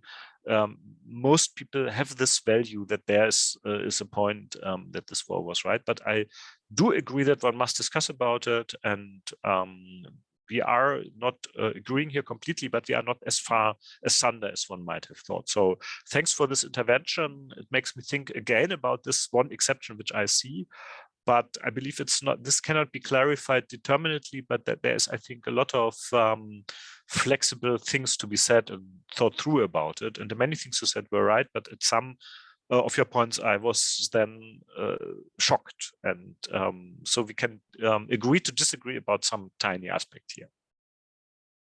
Okay, thanks a lot. Maybe just one correction. I think Einstein himself did not participate in the development of the atomic bomb. But he wrote a letter. Without him, it wouldn't have started, I think, that one must say. And this is, I think, very much that he might have regretted it later, but he did not work in the Manhattan Project. That's true. Yeah. Yes. Okay, I think we have now 2 more hands up, and I think then we should perhaps wrap up and close the discussion. The next is Denise. Please, Denise. Okay. Thank you again for the talk. You mentioned that for the observer, there is no possibility to obtain any objective information, and so one cannot find causality in situation of war. So as you can imagine, as a physicist, that bothers me. Right? So I tend to then turn to first principles, like we already mentioned Kant's categorical imperative, right? But I wonder if this is maybe too easy and not acknowledging the complexity of the situation, because I'm not only a physicist, I'm also like a political being and have to somehow find a balance between knowing that I can't know it all, but also having to come to some practical conclusion as to what should be done on a political level. And I wonder how this can be accomplished. Yeah, so my proposal was to move away from the unrealistic hope for objectively value-free stating, for example, causal statements. And my proposal was, in order to still be able to say something here, let us be aware of the fact that our position is also, with respect to these issues, is also determined by our values. as much as the physicist invests her values like the value of symmetry or beauty in her investigation of reality, as much I have to invest in, for example, the optimism about human nature or the pessimism about controllability of warfare. And to just give you an example where this is important, let's look back into the Kosovo War, right? So just to sum up a more complicated thing, but I believe altogether it's fair enough to say that in 1999, in March, Milosevic said that if the NATO starts attacking Serbia in order to help the Kosovo Albanians against the human crimes done against them by the Serbs, so Milosevic said, if you do this and attack us, we will start massacres on the ground in Kosovo, Albania, right? And then the NATO neglected this statement. The generals did say that we cannot prevent the massacres on the ground unless we send ground troops, and we didn't want that. So we started to bomb for 3 months. And during these 3 months, the Serbians massacred something like 10,000 people on the ground, and we couldn't stop it, okay? Now, that is a fact. So the number of dead people is a fact. We can count them. It is, of course, maybe it's 9,000 people or it is 10,200 or something. But these, the casualties are named and numbered. That's objective knowledge. And now, when I as a pacifist say, look, this bombing was irresponsible because in the course of our bombing, 10,000 people were massacred.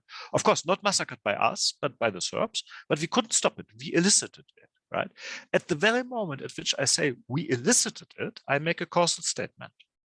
And my opponents can rightly say that if the NATO had not started the bombing, that then the Serbians would have done it anyway. And that's quite a tough consensus in German news about this. Still up to now, the Kosovo intervention of NATO is considered a success.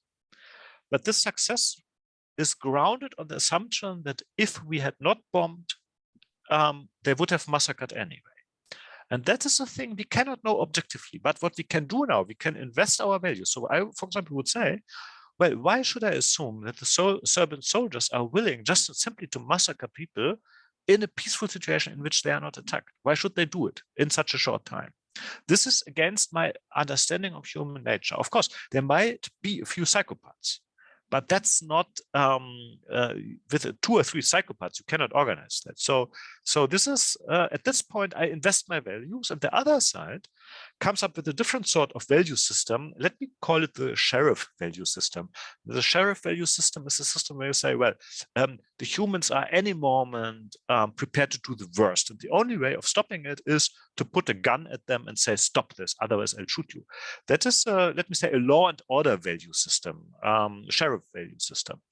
And I would say, in order to describe these things causally, without such value system, we have to remain silent. But we cannot be silent because we must act politically. Yes, we cannot flip a coin to decide which of the 2 statements we believe in.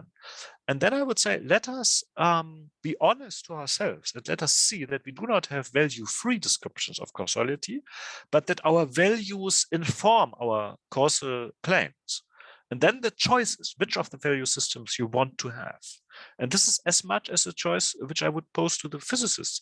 Do you want to put your research energy and your time on the search for beautiful structures, even if it can be disappointed, as much as I can be disappointed if I invest everything on the good human nature? I think that's quite parallel. The difference is that the physicists did do this investment, and the humankind never tried to invest into the goodness of human nature.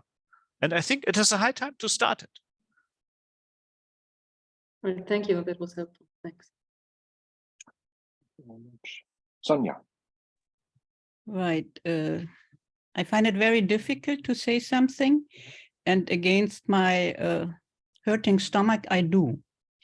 Because we are not in this kind of what I feel is a relatively simple discussion.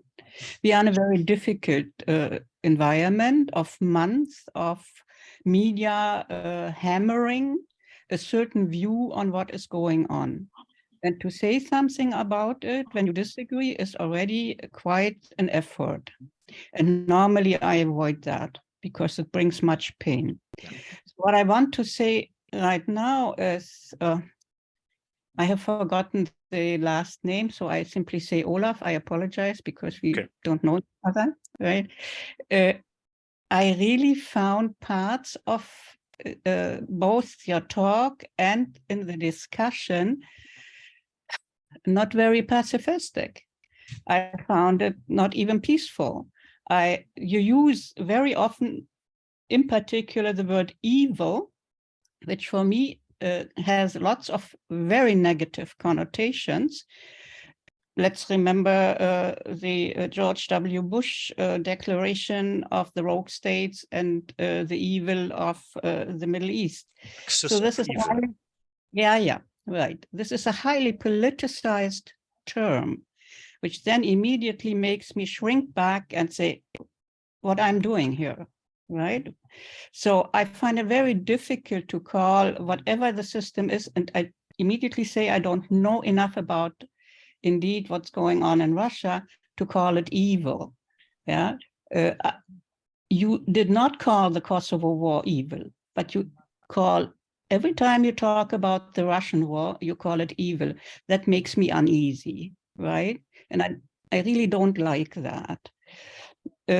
What I think we need to do somehow, in particular, people like us who think about how to deal with the situation, to be flat, yeah, is why can't we listen to all sides? So I have to declare my position. I'm not a pacifist in no way. Yeah, I have no committed position towards pacifism. I like pacifism in a general human type of manner, but I'm personally not, right? It's the first time in my life that I don't take a position for a warring side. So in the Vietnam War, I was for the Vietnamese, right? And against the Americans, right? In the Afghan War of the Soviet Union, after a short time, I was against the Soviet Union, right? Now I'm against everybody in this war, everybody, yeah? Why? Because I think everybody is lying to us. Everybody is involved in doing this war and getting as long as they possibly can finance it, instead of trying what I think they should do, in particular the politicians, to end this damn war as quickly as possible. And it's becoming more and more difficult. It was easier last year than it's now. Now this country today decided to deliver Kampfpanzer, which I don't know in English right now. And then the chancellor says we should trust the government. I don't. I do not trust the government. And I was not asked whether this is my war. It's not my war, right? And I want a voice in this thing, yeah? I want that people say we do not want that war. It costs us already too much, even if we do not die. Yeah, and the danger, and here I agree with you, the danger that we die at the end altogether is increasing, right? So in this sense, I agree with your pessimism. I agree it's safer to assume that any kind of war, that any kind of weapons, and here I agree with Uta, will do what they did in the past, kill people, yeah? And the background of the atomic war is kill us all. And so in this sense, I side with you, but I would wish that you make a stronger or at all an argument that all parties in the war need to be, how to say, not listened to in a simple sense, but need to be at the table in our reflections on the war. And that I do not see in your talk. Yeah. Yeah, thanks. I must confess two things about this. So on the one hand, I have such a principle of guiding action, which is a little connected to this belief in the goodness of human nature, which says something like avoid demonizing the other side. And this implies, for example, trying to understand the other side and listening to them. So in the Kosovo War, for example, there had been only one interview with Milosevic during all these months, only one. And we did not know much what this guy was thinking and what considerations were driving him and so on. And as much as, unfortunately, today, any attempt to understand Putin and to understand his ways of thinking in a rational manner is immediately attacked as being as though it was as though one was a traitor only in trying to understand him, right? So here I agree with you that we are by far too tough on describing the Russian side. I did do it during the last months because I thought that when I start discussing that side, that nobody, minus the few ones who are convinced anyway of pacifism already, will not listen to me anymore.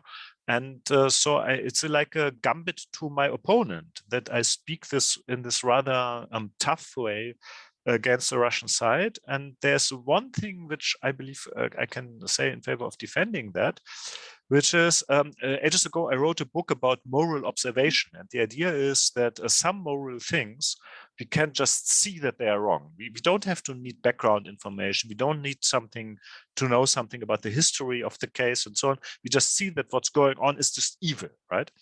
And this is very much disputed in philosophy of ethics, but I believe I can make a point that there exists such phenomenon, that we just open our eyes and we see what we see is wrong. Today, there was this example about the meat eaters, where one could substantiate this, perhaps. Now, what I want to say is that we have, in this war, we have seen many, many, many things which one doesn't need to understand the background of it. It's just evil, which is to shoot on civilians, to bomb a hospital, and so on and so on.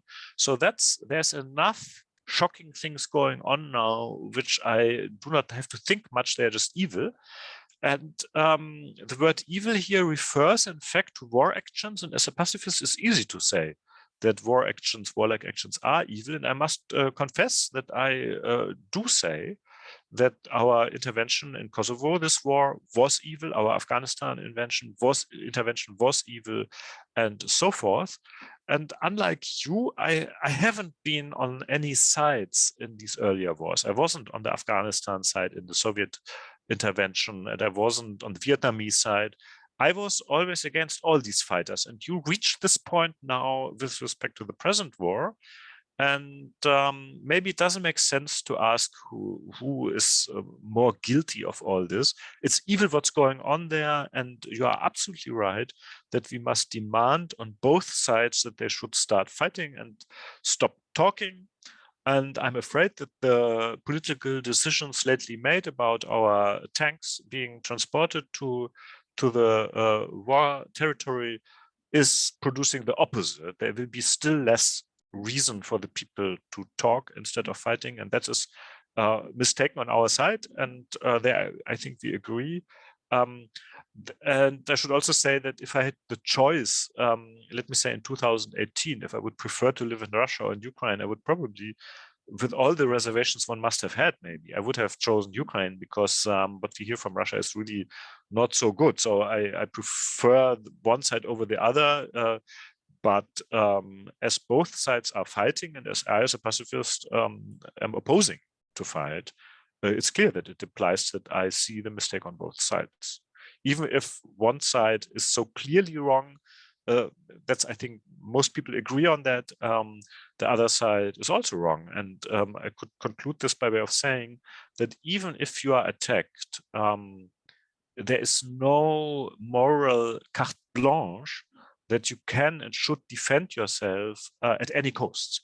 This is not there. There's no such principle. This would be as crazy as to give a carte blanche to anyone, and there is no such thing. So here we agree, I believe, but I believe partly due to the fact of what's said in the public, I got used to say harsh words about Russia.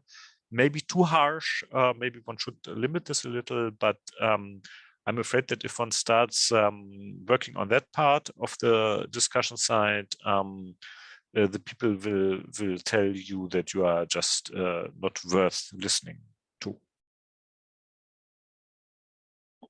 Okay. I still have two hands up. Hannes, could I quickly answer? Let me just Yeah, okay. continue. Yeah.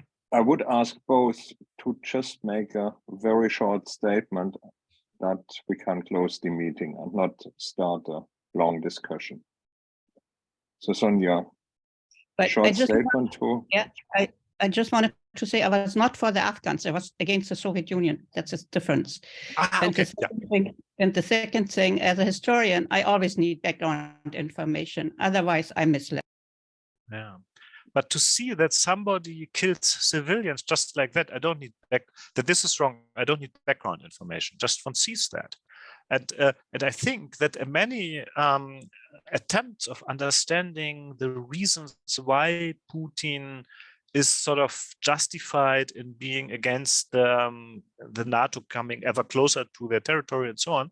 All this, even if one understands the rationality behind it, even thinks it partly justified, because what would the Americans do if the same happened in their neighborhood, right? All this may be true, but it cannot be used to justify this murdering which is going on and which is started by them. And that's a point where I would say background information is irrelevant at that very moment. Okay, thank you very much. Joseph, you have put down your hand. Thank you, Hannes, for organizing this, and thank you, Ola, for the very impressive talk. I believe Sonja got a good point, and the evil war theory comes from a metaphysical and theological premise. So I totally agree that no war is justified, and yeah. But my point or my question or my thoughts are referring to your idea of pessimism and optimism. I observed this many years ago when I was debating. For example, I'm a big fan of Ekkehard Krippendorf, a German peace and conflict scholar. And he observed that war is a structural phenomenon on a state level, and mostly executed or only executed and organized in this mass by the state. So therefore, we have to see the structure behind and the interests behind them. And for example, with optimism and pessimism, what I observed is, for example, the liberal philosopher Thomas Hobbes.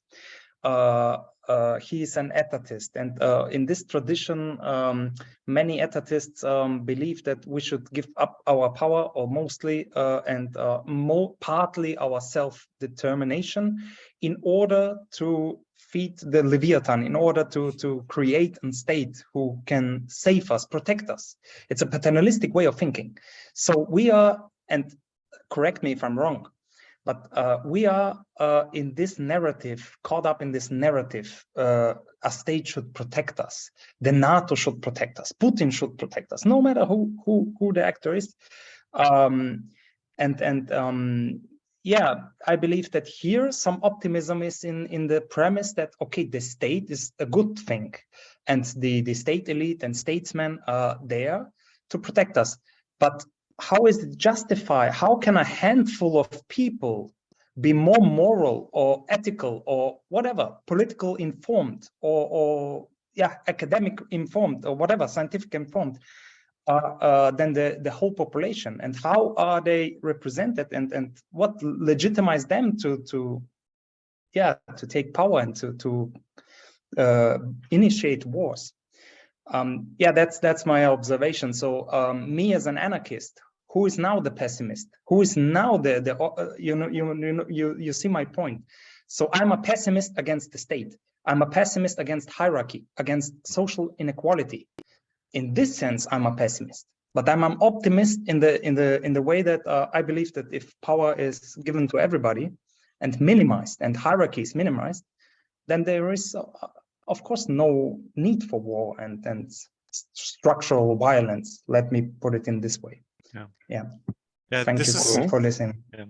This is a very charming last statement of our discussion. I must confess that I have very strong tendencies in my thinking towards anarchism. And before you mentioned the word, I would have decided to put it and say, yes, this is a very tempting manner of readjusting our optimism and pessimism about humans. And there is, of course, in pacifist thinking, quite some tendencies towards making this more concrete. And I believe particularly now is easier than it was ever. So maybe I finish by way of pointing out that there was a philosopher in the analytic tradition who was murdered in 1936 in Austria, Moritz Schlick. He's one of the founders of Vienna Circle.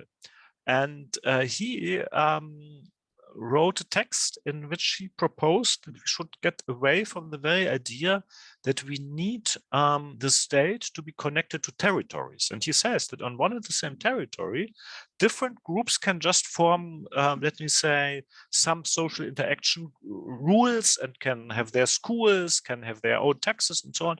And there's no necessity that this is bound to the territory that then is to be defended with weapons or attacked with weapons. And this, I think he wrote in the early 30s because he was alarmed about the forthcoming wars and alarmed about the First World War that he had seen. And now I would say maybe we go back to this, and in the times of internet, it's much easier to organize the groups of which Moritz Schlick was speaking. I find it a super tempting project to think about dissolving the states in order to get rid of war and to free the beauty of possibility of human actions. Of course, this is a long-term project. It's much more ambitious still than my pacifism was. And so I thank you for this idea of thinking further in that direction. And I think it is worth exploring it as much as it is, of course, worth exploring much more the very tactics and strategies of defending oneself with civil disobedience to all possible powers. If we invested so much money as we invest in all these fucking weapons, we would be much further with the knowledge of the good part of human nature and the way we can interact and live together. Let me just finish thanking all of you for your very constructive discussion. It wasn't boring because there was enough contradiction, but it was fair. And I have to apologize, when I looked at the clock, I spoke by far too long at the beginning. I wanted to speak 30 minutes and I don't know what devil wrote me such that it was so long. Apologies.